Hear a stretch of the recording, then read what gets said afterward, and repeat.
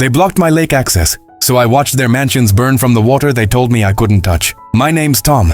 I'd lived on Cedar Ridge Lake for 14 years in a small cedar cabin my dad built back in the 70s.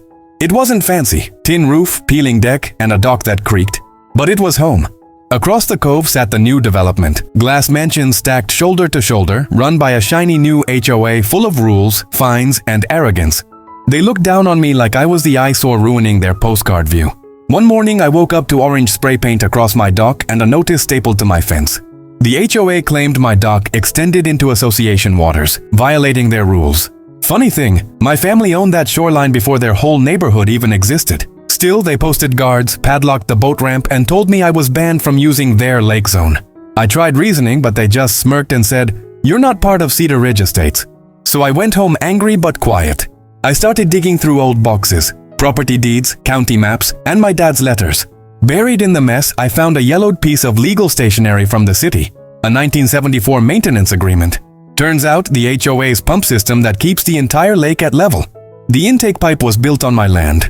Their water rights depended on a 30-year easement renewal, one that expired 5 months earlier. They had no idea. I waited. When summer came, drought hit hard. The panicked emails started flying through town. Water pressure dropping. Sprinkler system failing. I said nothing. They called, pleaded, even offered to negotiate. So I walked into their next meeting, holding that crinkled old contract. Their president, a guy in loafers and a golf tan, tried to brush it off until I told him they'd been illegally siphoning water off my property for half the year. I didn't yell, I just said I'd be closing my valve that evening until we sorted it out legally. And that's what I did. Within 2 weeks, the manicured lawns turned brown, fountains stopped bubbling, and the lake level shrank like a puddle in August. They filed complaints, but the county sided with the paperwork. Then came the wildfire. Dry season, high winds. Someone's unattended grill sparked it. Flames rolled across the ridge. Fire trucks raced in but had no water pressure from the hydrants, because their pump system still ran through my closed valve.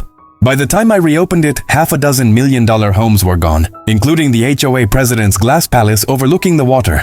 After that, no one ever mentioned association boundaries again. They rebuilt smaller, humbler, and the new neighborhood committee invited everyone from around the lake, even old-timers like me, to share the water. Now, when I sit on my dock at sunset, I see more fishing lines than fancy rules. Pride's expensive, but respect's free.